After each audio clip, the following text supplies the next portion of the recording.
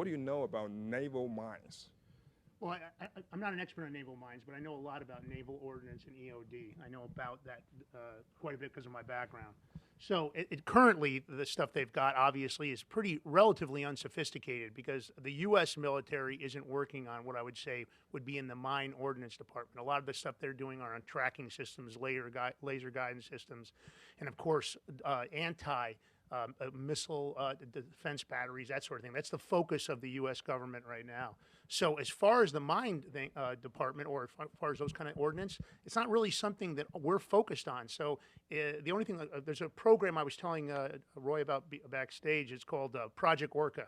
It's unclassified now, so you can talk about it. But they can identify where the U.S. has a program that actually looks at the top of the water for movement, and they can identify where any UAV, underwater vehicle, is anywhere in the world, just by the displacement of the water. It's a program that was designed after actually it was used in the medical industry on blood.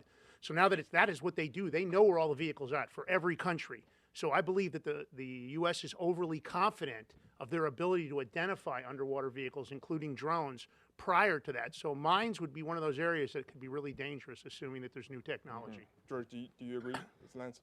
100% I agree. And, you look at that information is not classified anymore. So you have to look at what they have now that's not, still classified because the advancement of technologies. Like I was told that there's mines that can, if a ship pings to look for stuff, it can send a signature where it'll draw the ship in, and then once it sends a signal, that mine will blow up when you don't even need to touch it. That's, within a proximity, so. Yeah, that's kind of like the development because you need to be contacting the vessel to denote it, right? There needs to be like magnetically triggered or something, and then you talk about the acoustic mines. Those are the typical mines, mainstream mines, naval mines we have right now. But we have the intelligence that the CCP has already mastered the technology of a thing called liquid mine, or you can call it oil mine. It's on the surface of the water. And then anything solid has any contact with those things, there will be a serious a chain of explosion or fire. And CCP plans to place it just near the military bases or the military ports in Taiwan, Japan, and the US.